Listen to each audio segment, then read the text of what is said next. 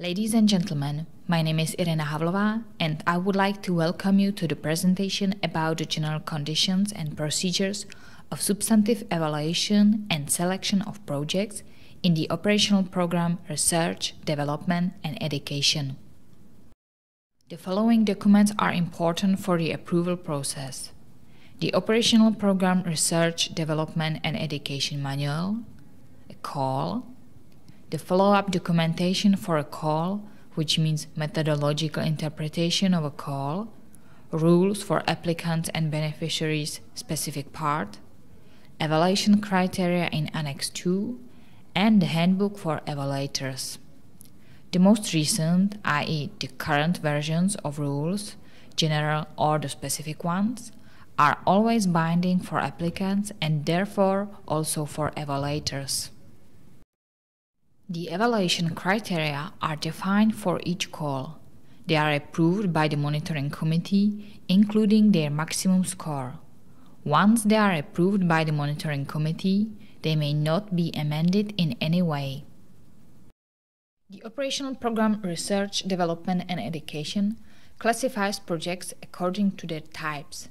Individual projects used to be called in the operational programs Education for Competitiveness and Research and Development for Innovation, the individual projects Other.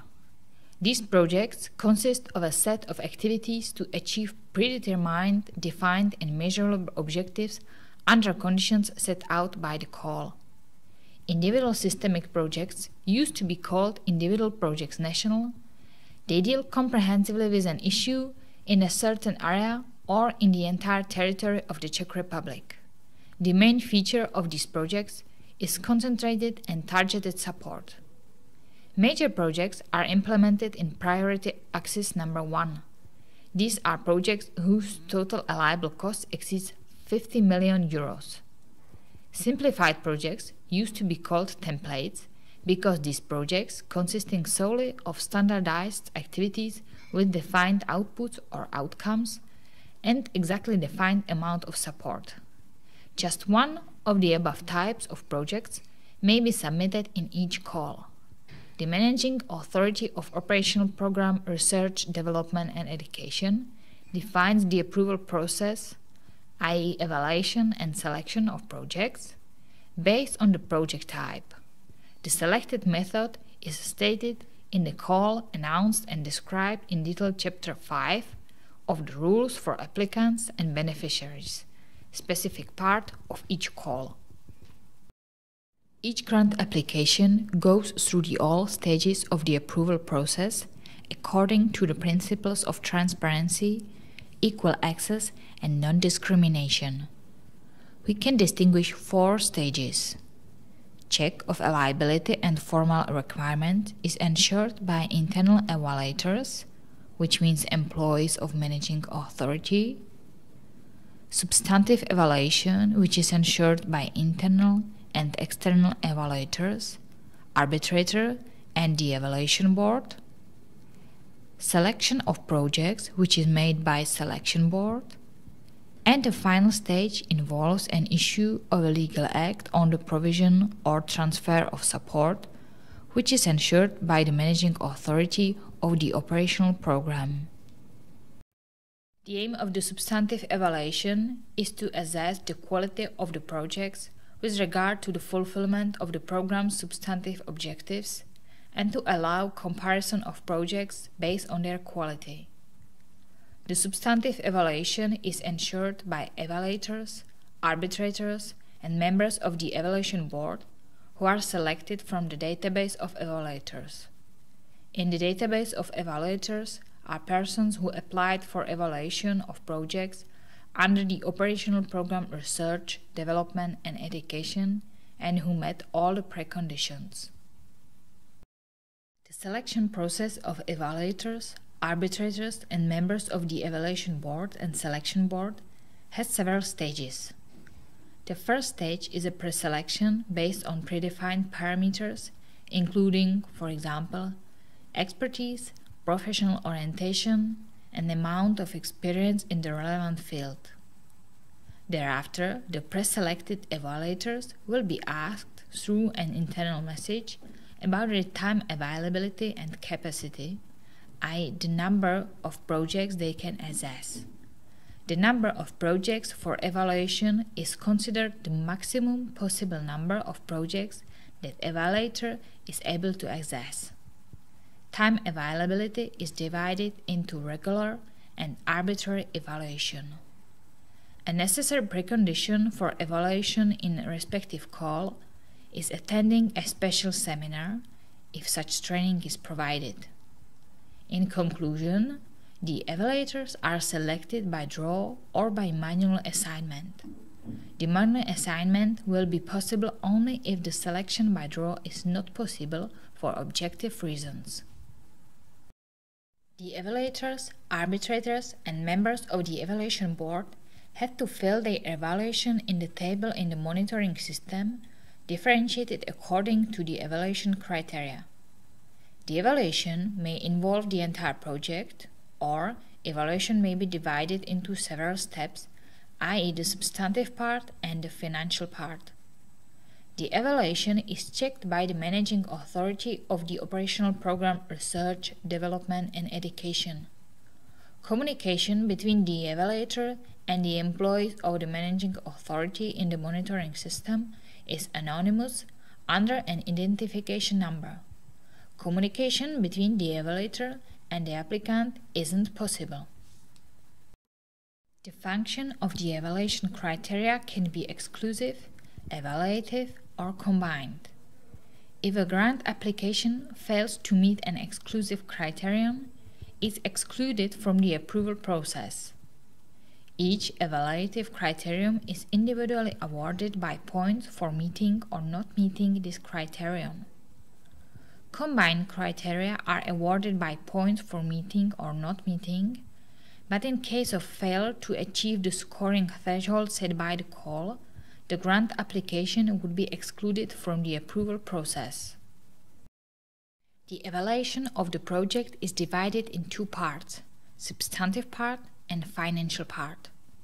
Substantive part contains necessity of the project, its impact and benefits, substantive content of the project's activities, engagement of target groups, structure of the implementation team, professional and administrative, project timetable and its logical interconnectedness, specification of outcomes and outputs of the project, suitability of selected indicators and setting their values, risk management, compliance with horizontal principles, and other criteria based on the call focus.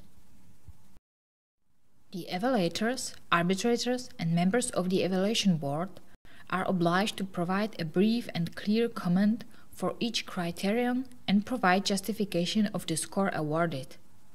In the case of negative evaluation of some budget item and the need for its reduction, they are obliged to provide a suggestion for its optimum amount or a proposal for its complete elimination and justify such proposal. In the case of any other suggestions for modifications of the grant application, they are obliged to specify the suggestions and to provide their objective justification. These modifications can involve, for example, the adjustments to the values of indicators, project timetable, size or composition of target groups, etc. Project usually must reach the minimum of 65 points to pass the threshold for proceeding to the project selection stage. Maximum possible score is 100 points. The maximum score and the threshold may be increased if it's required by the specifics of the call.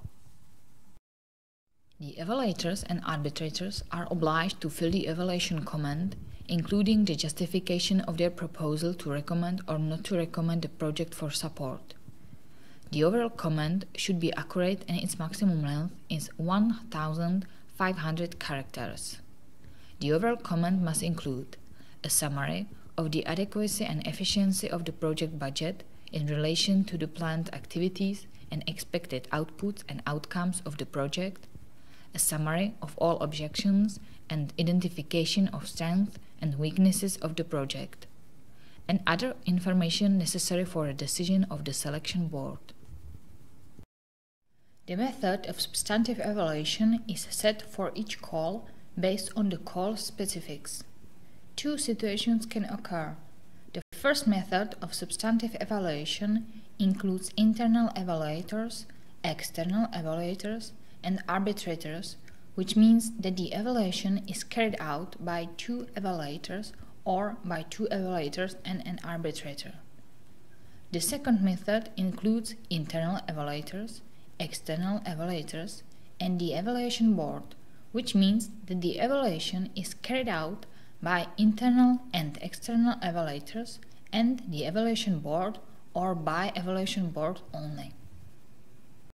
The evaluation of each grant application is carried out separately by two independent evaluators and entered in the evaluation table in the monitoring system. The resulting score is the average of evaluation of both evaluators. The evaluators' comments are available to the selection board that decide on the recommendation or non-recommendation of the project for funding. This variant of evaluation of grant applications is also carried out separately by two independent evaluators. Where the scoring awarded by two evaluators differs significantly, at least in one criterion, or in the total score, or in the overall recommendation or non-recommendation of the project for support, the grant application is evaluated by independent arbitrator. The maximum difference in score is specified in each call, respectively in the specific part of rules for applicants and beneficiaries. Conditions mentioned above that lead to participation of arbitrator are automatically checked in the monitoring system. Only the evaluator with the arbitrator flag can become an arbitrator. Only the evaluators who meet criteria set out by the managing authority will be attributed the arbitrator flag. For example, the length of practice, broader professional profile, or positive rating. Arbitrators carry out complete evaluation of grant applications in their respective step, and they have access to evaluations by both previous evaluators. The scoring for each evaluation criterion must be in the range of points awarded by both evaluators. The resulting score is the number of points awarded by the arbitrator. Selected calls with the specific topics which require discussion of various types of expert can be evaluated particularly by evaluators and particularly by the evaluation board.